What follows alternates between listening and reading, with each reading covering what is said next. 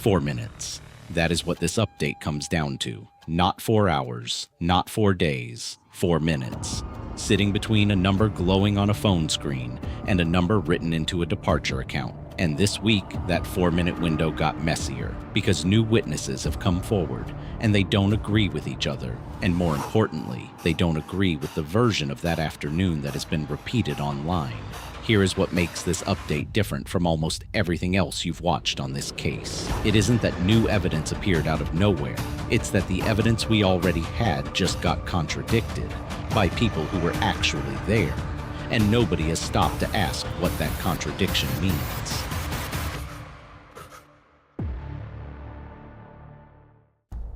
If this is your first time here, you're watching Cold Narrative. Subscribe for verified updates as this case moves toward a grand jury. And if you're following Nolan's story, tell me where you're watching from. Before any of this became a national story, before the press conferences and the attorneys and the arguments online, Nolan Xavier Wells was an 18-year-old from Ocean Springs, Mississippi. A multi-sport athlete in high school, a wide receiver who'd gone on to play at Southwest Mississippi Community College. The morning of July 4th is one of the only parts of this entire case that isn't in dispute. A boat carrying Nolan and a group of friends from Ocean Springs High School left a private dock and traveled to Horn Island, a barrier island inside the Gulf Islands National Seashore, reachable only by private boat. No bridge, no ferry, no road. Hold on to that detail because it matters more than almost anything else here. Once you are on Horn Island, leaving is not a decision you make by yourself. Horn Island on July 4th was packed with boats and people. Nolan could be seen by dozens of strangers without any one person necessarily knowing where he'd gone next. And because the island has no bridge, leaving meant getting onto a boat. Nolan did not return to the mainland with the group he arrived with. He was reported missing that night. Everything between those 2 points is where the certainty disappears completely, and it's also where this case has been getting the most wrong. Here's the account that shaped almost everything written about this case since day one. According to a Mississippi Department of Marine Resources Marine Patrol report, several of the friends who traveled with Nolan told deputies that when they left, he was in the company of an unknown female, and that he chose to remain behind. Sit with what's actually inside that sentence, because it's carrying 2 problems at once. An unknown female. Not a name. Not a confirmed identification. A person whose entire existence rests on the account of the people who left. And chose to remain on an island you cannot walk off of. Because now there are new witnesses, and they are pushing back. A friend of Nolan's named Javon Williams, who saw him on the island that day, has publicly disputed the idea that Nolan would have chosen to stay behind while his friends left. In his own words, he said he'd never known Nolan to be someone who stayed back. That if Nolan rode somewhere with you, he came back with you. It just hurts so bad, and I feel like people will just, on the internet, just running with narratives that they don't know, saying I was the last to leave him. If I was last to leave Nolan, Nolan would still be with us today.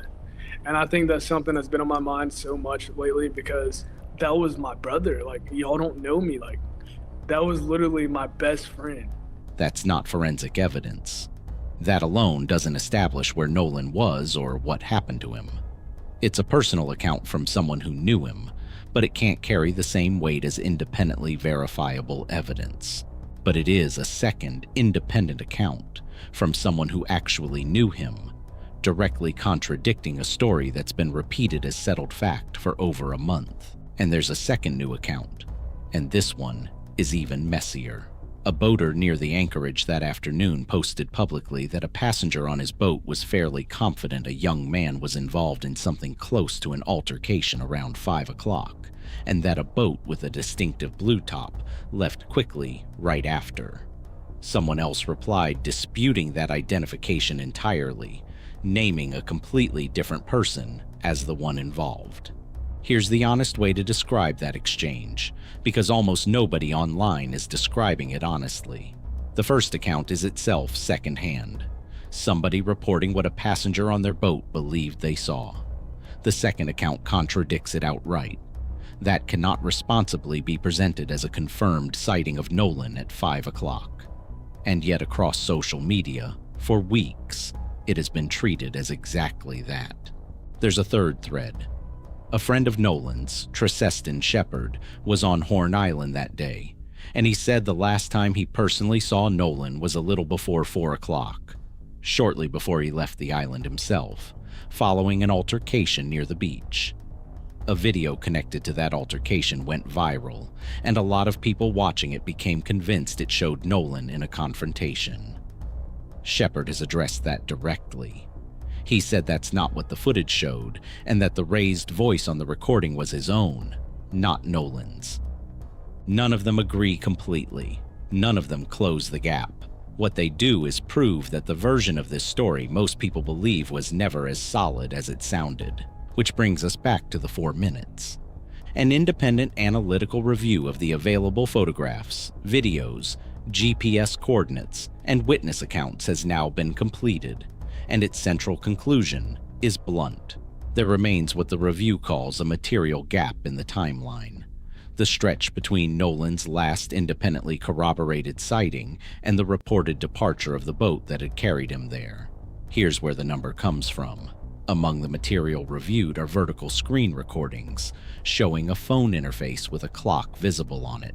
One of those recordings shows a timestamp reading approximately 4:27, with boats and people visible in the anchorage. Separately, the boat that carried Nolan to the island is reported to have departed at 4:31, 4:27, 4:31, 4 minutes. That's the entire arithmetic behind the number you've probably already seen repeated 100 times. Now let me show you what's underneath it, because almost no one covering this case has bothered to. That 4:27 clock is not a camera timestamp. It's a clock inside a screen recording of social media content, which means it could show the moment the original video was filmed, or it could show the moment somebody's phone was recording somebody else's screen, potentially days later.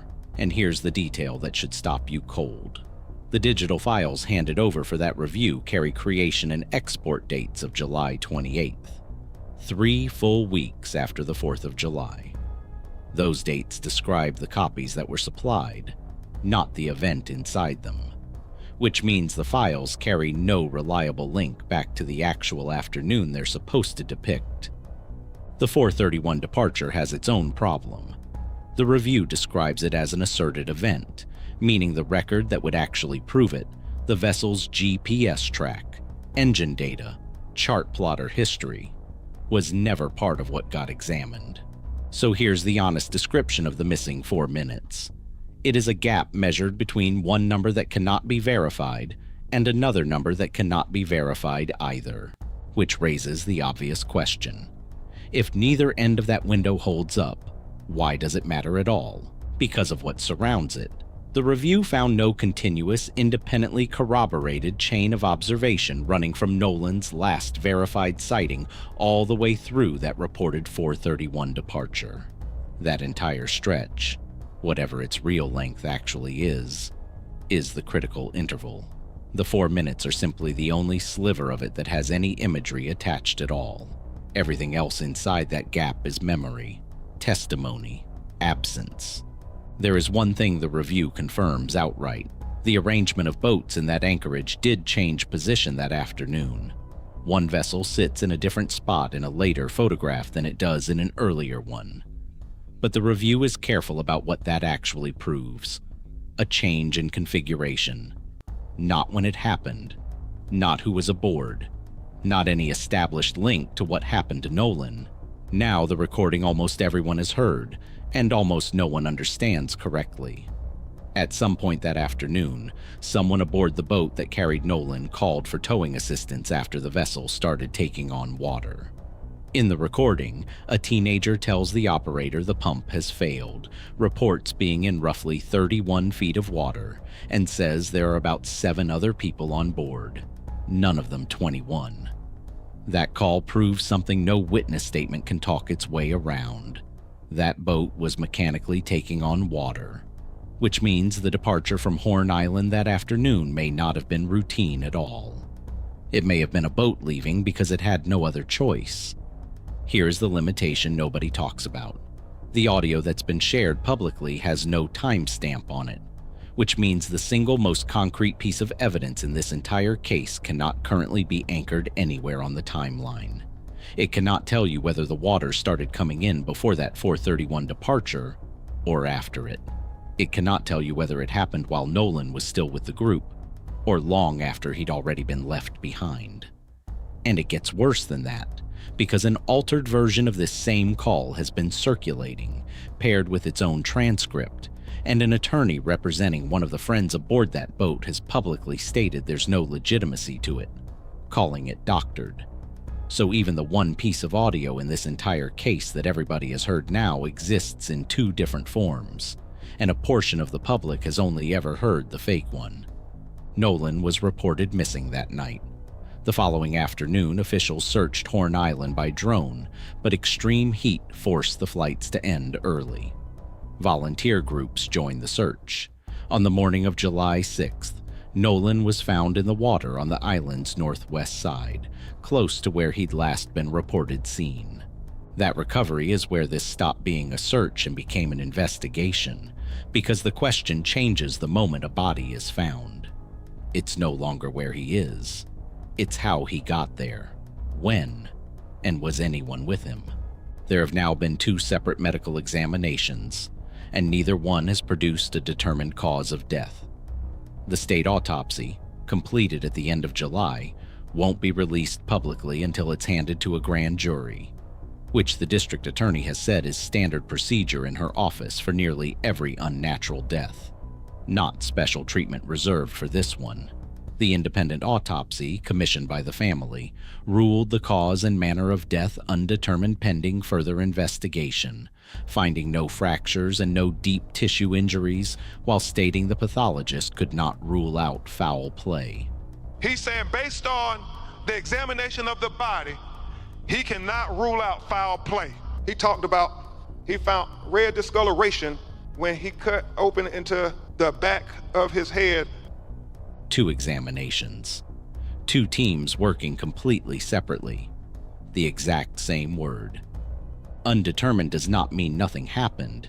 It means the evidence gathered so far hasn't been enough to establish what did, which is exactly why this investigation has leaned so hard on the digital record.